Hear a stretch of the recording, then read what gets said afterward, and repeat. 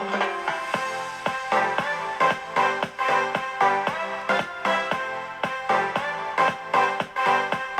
guys, it's Bree and welcome to my channel, Just Breezy. If you're new here, thanks so much for checking it out.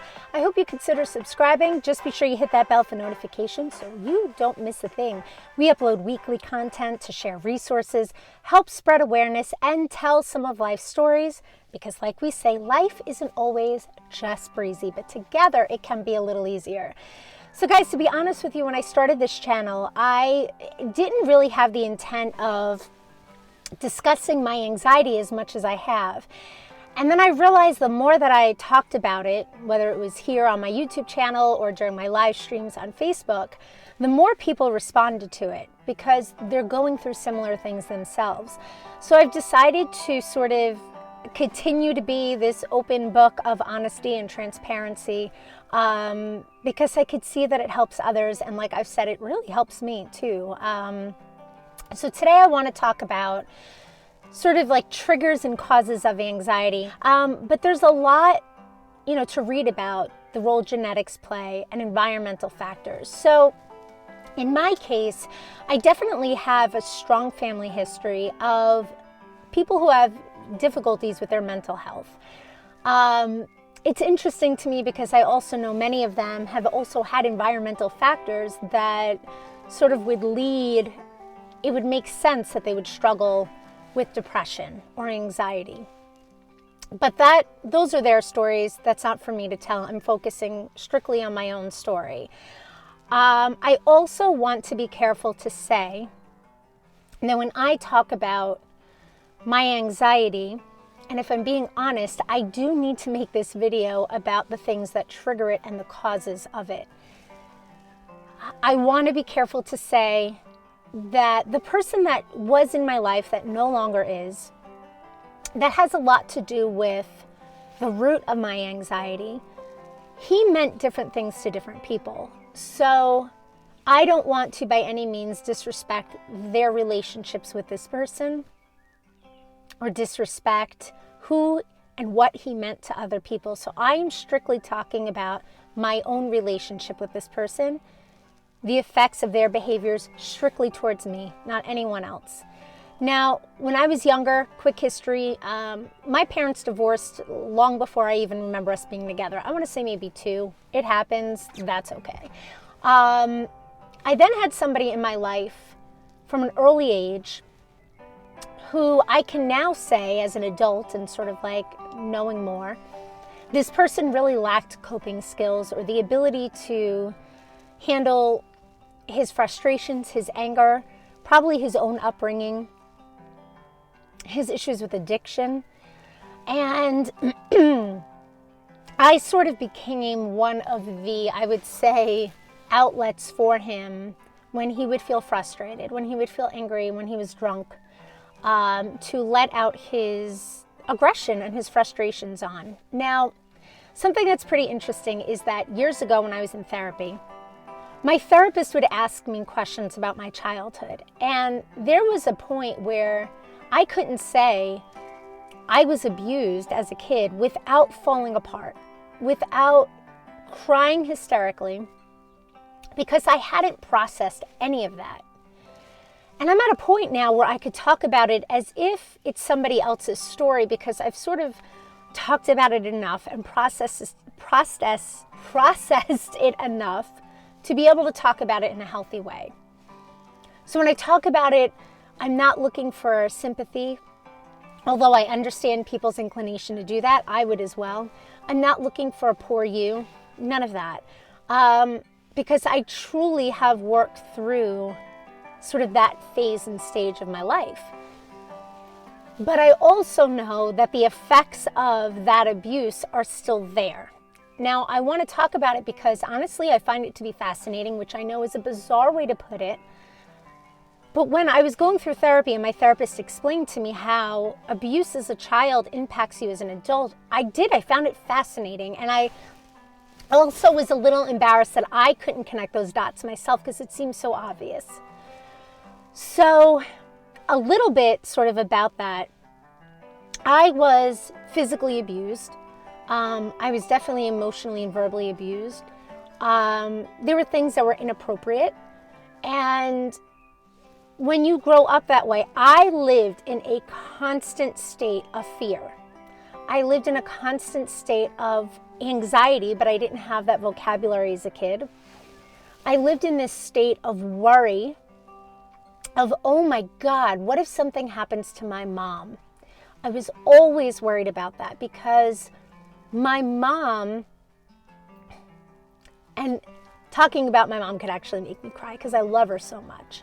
And I don't want her to take any of this on as like her own guilt or fault, because my mom had 3 of us, and she had me at 24, which to me is kind of young, but she had 3 of us, and she would hustle. She would work 1, 2, 3 jobs, trying to save money, trying to make a better life for all of us.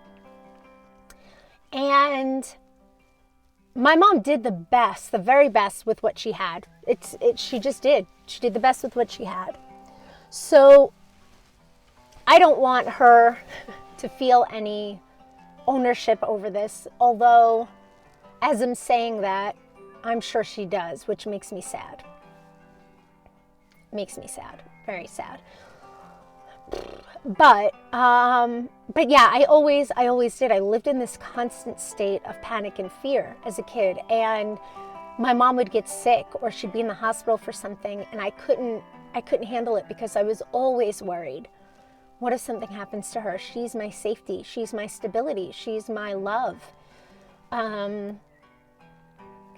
And that manifested as I got older into this worry about safety. And I speak about that in other videos about how sort of a trigger for me that I know is safety. Like now as an adult, I'm constantly worried about the safety of my husband, the safety of my children, my own safety, my family's safety. Because I grew up that way. And that makes sense. And I was never able to connect those two things. I always walked around thinking, this is just some screwed up way of thinking that I engage in. And it took my therapist to say, don't you see that if you live your life as a child, that those important years, constantly worried, constantly fearful, constantly thinking about safety, of course that's going to affect you. Of course that is going to lead you to be an anxious adult. And it was like this light bulb moment, like, holy crap, it all makes sense. So for me, although I've talked about the abuse, I've talked about the feelings of not being safe, of being fearful, I've talked about all of that through therapy, the residual effects are still there. The effects of feeling like I need to protect everyone around me, which again makes perfect sense. I share this because when you decide, or for me, when I decide to talk about something as personal as anxiety, I want to give like a full picture. I want people to understand that it's not just, oh, you feel anxious. Oh, you worry. Oh, you have negative thoughts. Of course you would have negative thoughts and worry. If you are someone that was through, and they call it an environmental factor, a traumatic experience, it doesn't have to be abuse as a child. It could be an unhealthy relationship. It could be something in your own family dynamics now. You know, it could be that you're struggling so much with what you have in front of you, and it manifests itself into an anxiety. So I share that, again, not for sympathy, not for anyone to feel guilty, because I also firmly believe that I am exactly where I'm supposed to be right now. I am doing exactly what I'm supposed to be doing. I'm using my voice to help other people. I'm doing things that I'm passionate about, and I don't know if I would have had this same drive or passion to do this had I not been through certain things. You know, and not to say like, oh, I'm happy I went through some things that I shouldn't have gone through. But I'm fortunate, I guess, enough to know that I could take that and say that that does not have to destroy my life. It doesn't have to define who I am. It can be a force. It could be this sort of thing in my toolbox that I can use to help others, to connect with others, to have others see that there is a way to work through it. Now, the other part of this is that I know many people who have been through maybe similar situations. And I think some of us, sometimes we say, well, it could have been worse, right? Could have been worse. I don't want to live in the past. I don't need to rehash this. What happened, happened. Here's the thing. Of course it could have been worse, right? I just watched the J.C. Dugard story of the girl that was kept in a shed for 18 years and made basically a sex slave. My God, of course it could have been worse. And there's a real empowerment in realizing that you don't allow yourself to get so caught up in your own situation that you can't sort of see that, you know what, I could get through this. But also don't let that it could have been worse mentality take away from the fact that you went through something. You went through something. I went through something. Of course, hell yeah, it could have been worse. Thank God it wasn't. But what I went through still has merit. It still has an effect on me. It's still worth talking about. It's still something that shouldn't have happened. So I think at least what I have to do and what I've been doing is you find a healthy balance of not living in the past, but also not shutting it out, because you need to have a certain respect for your history, for what you've been through, for what you've survived, for how it shaped you. And if you're in a place where you're not happy, you gotta take responsibility of that and try to work through it, which, good Lord, I know is so much easier said than done. Whether it's because of a lack of resources or it's just emotionally so difficult to do. But if you're in a place in your life where you're married, you have children, or even for your own sanity, right? Like, my motivating factor right now are my kids. And yes, my husband and myself, but it's my kids. Sorry. I need to take full responsibility of where I'm at, which is why, I spoke to my doctor about medication to say, I'm fearful of this, but I know I'm in a point where I need additional support and help. Had I not gone through therapy, when I did, I firmly believe that I would be in a much worse place right now, because when I was starting my sessions, I was not in a place of awareness that my history of abuse as a child was directly affecting my anxiety as an adult. Although some of you watching might be like, duh.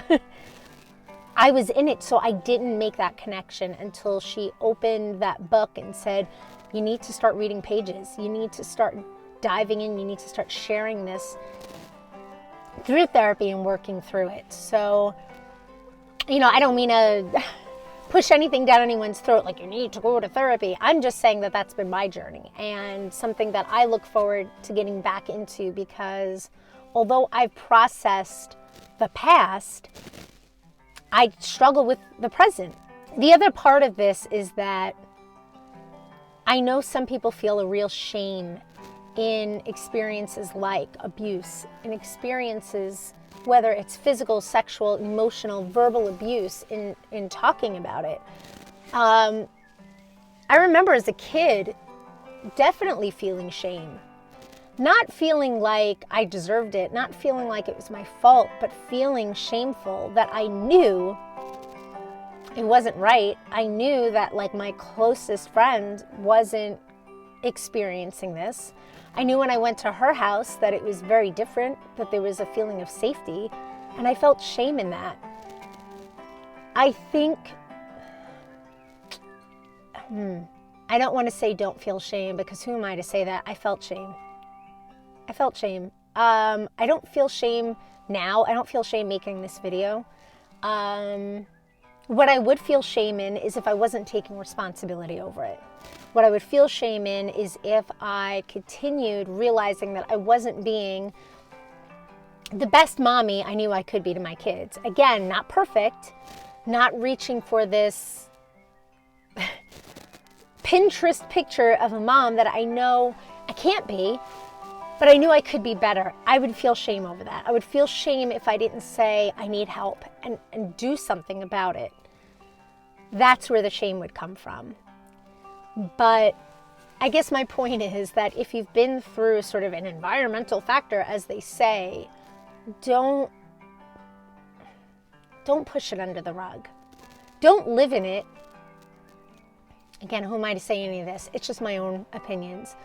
Not to live in it, but again, to respect it, to give it value, to know that you've been through it, to know that it has to have had affected you in some way, to find a way to work through that, because you deserve better than the place that you might be struggling in. Your family deserves better. Your kids, your husband, your wife, whatever it is, even if it's just you deserve better than to allow those factors to rule your life. I think that's really the take home. 16 minutes in. Guys, if you're still with me, thanks. But yeah, as always, I hope that anything I said has helped, has connected with somebody. Feel free always to comment, to reach out. I love that. I love seeing other people say, hey, thanks so much. I needed to hear that. And if any of you are struggling with it, I wish you love and support, and I wish you well. And I wish that you realize that you can have a better version of yourself in your life. It just takes work. It's a lot of work. But all right, guys, thank you so much for hanging in there if you have. And we'll chat again soon. Love you. Bye.